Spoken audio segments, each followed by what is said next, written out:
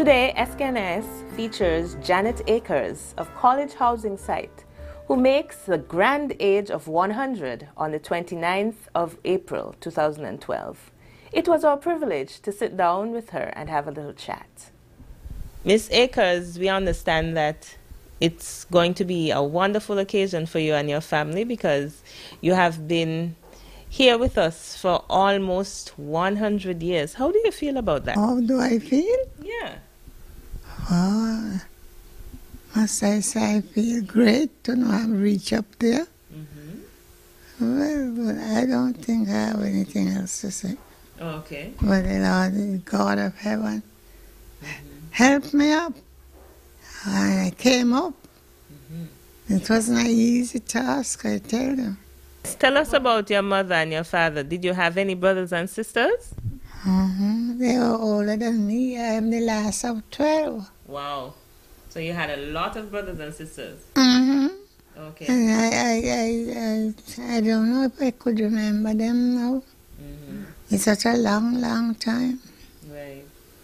Anyway, I'm glad to know that I reached that age, you know, that I can tell young people you must keep on the fiery line. How God is able to help them through. You know? You have to... where must I go from here? I do not know.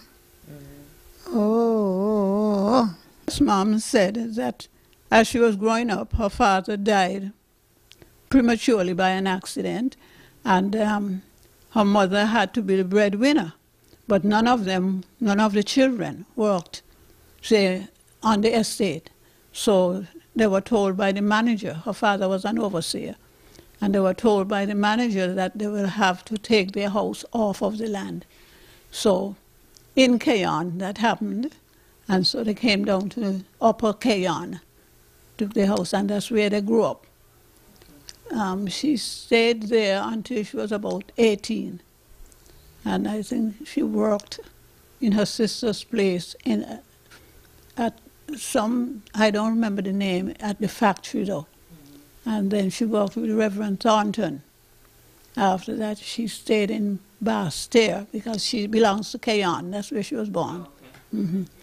But she stayed in Basse-Terre and made her livelihood, and then she went on to Antigua, and there she got married to a Kittitian. Eventually, things were tough and hard, and she felt there was a conversion by God to change her life. And she came back to St. Kitts with her child, which is Miss Sylvia Manning. Yes. And life has been good. She came back to her sister, and her sister eventually went away and left her as guardian to her children, which is Cedric Harper, Doreen Harper, who is married to Reverend Wingrove Taylor, and Gloria Mann, but she's deceased. She also looked after several other children. When I said they're grown up, nurses, teachers, everybody passed through. But in the meantime, before that, her husband came back down from Antigua, being a Kittitian, and decided that he wanted them to get together. So she went back now to Tabernacle to live with him, where she lived for about 20 years. He eventually died, and she came back to Basse-Terre. But joining the church in Antigua, which was then the Pilgrim Holiness Church, she came to St. Kitts. And here she joined up with the Pilgrim Holiness Church. That was about 1946. And then she went over to her husband about in the 53 and spent about 20 years over there. She became, she had a two-in-one store, which was a shop selling groceries and the other part, cloth material and clothing which she made. They said she was a seamstress by profession. And eventually he died, and 2 years after she came back to town to live with me in 1976 and has ever since lived with me. But she has always been a vibrant person in the Pentecostal church in Tabernacle. She was deacon and treasurer, things like that. And when she came back to town in Basseterre, she has been a stalwart in the Basseterre Pilgrim Holiness Church, which is now the Wesleyan Holiness Church, you know. She has moved up the line in several things and get several awards for her faithfulness and dedication, etc. What kind of work he did? Blacksmith, you know. He was He also good. helped out in that two-in-one store. He that was they had in very London. good. Go ahead. He was very good at anything. I couldn't beat him down. He was such he was an extraordinary person. We made horseshoe, we made hook and eyes. He also helped with the shop and store. But eventually he became ill and died. I have known her when I was in my teens, and my mother went to Curacao. I don't know if she told you all of that, but she went to Curacao to work, and she left us in her care. And the us is my brother and my sister, who is now passed, and I. But my brother was a teacher, and he was not always at home. But we, grew up, under her care. I was in my teens, as I said. I think I said that. Yes. And she was a very soft-spoken person. And I just come to like her more than, well, the others were, I think, they were not as close, because if somebody lives with you, I wouldn't say she was strict, yes. She was easy to get along with. She lived with us and, took care of us as best she could. So we grew to, love her more and so forth. That's what she did most, sewing and cooking while we were there. And there were one or two others who would be there with us. One is coming in tomorrow morning, Elaine Lake. And my brother comes in, I think it's tomorrow. Yes, he lives in Jamaica. He's a High Commissioner for St. Kitts to Jamaica. Mr. Harper, Mr. Harper? That's my brother. The good things you have done for us, taking care of us, washing our clothes, cooking our meals, and being there for us when we needed you. My mother felt that she wanted somebody, a grown-up and an adult person to take care of us when she left. So she was in charge. Were you not with the Wesleyan women?